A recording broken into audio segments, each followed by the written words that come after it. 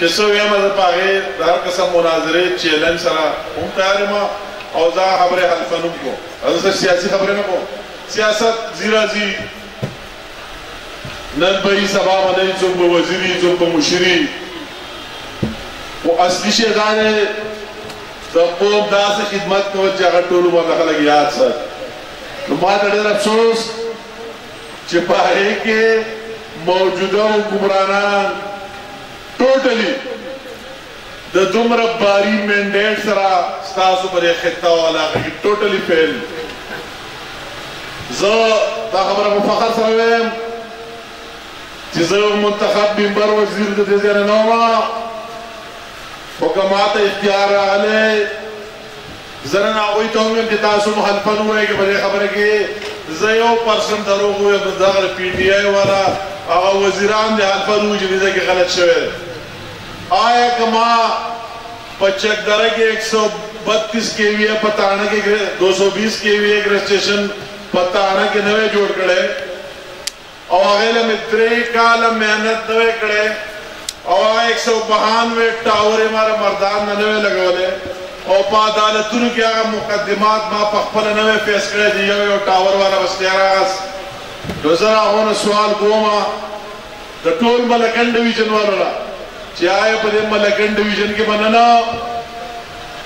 15 ګنټې بجلي وه که نه دا د سوال 15 ګنټې به هم نه وه ځکه چې هغه ګریډ سټیشن نه مردان نه فیټ کېدو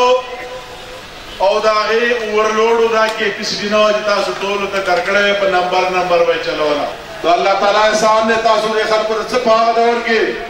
دا افضل شاه ناصر زما لکه ستا په دغه ولې ته کار نه کېږي هغه زموږ زوړ پراجیکټ دی دغه هغوی که نه پرېږدي هغه روډ والا هغوی د صوبایي حکومت روډ دی کار به پکې نه کوئ دومره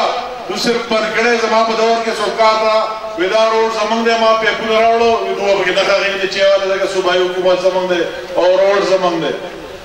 نو هغه تاسو ته 3.5 کاله الټه تکلیف درکړو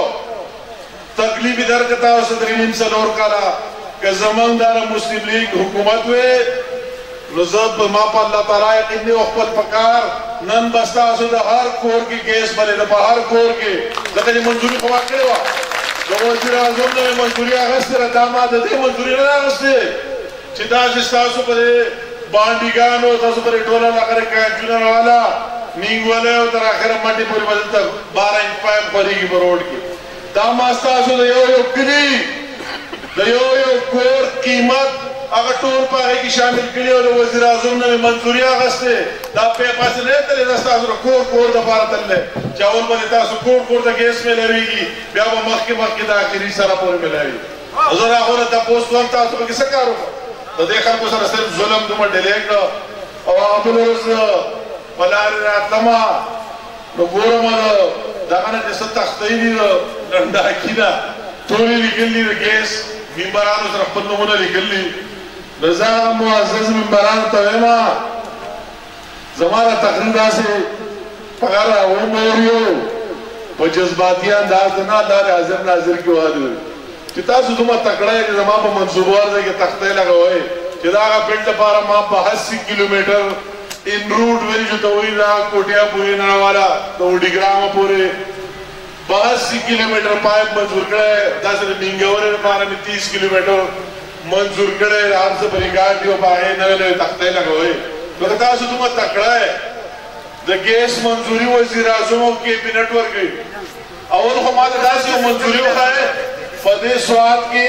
چې هغه د نواز شریف او شاهد خاقان د حکومت نه او هغه د عمران خان د حکومت یو یو کور ما ته راوړی وښایې چې دا منظوري ورکړی دا موږ په دې کار کوو نمبر 1 د دوی اول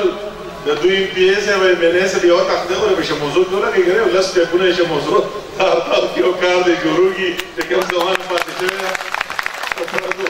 چې دومره خلک دی چې کوم ځای کې کورونه دي هغې ته خو دې ولګوي که نه د چا که په فراد آباد کې کور دی زما په سکیمونو دا تختې لګوي چې ما کوم ځای کې منظور کړی دی هغې نه مخکې 10 انچي اوږد کي نو ګوره خلکو نه ګمراه کول نه یې پکار سړی وایي چې ټیک ته دا کار چې مخکې چا کړی ډېره مهرباني او اوس به سره مخکې موږ هم سپورټ کوو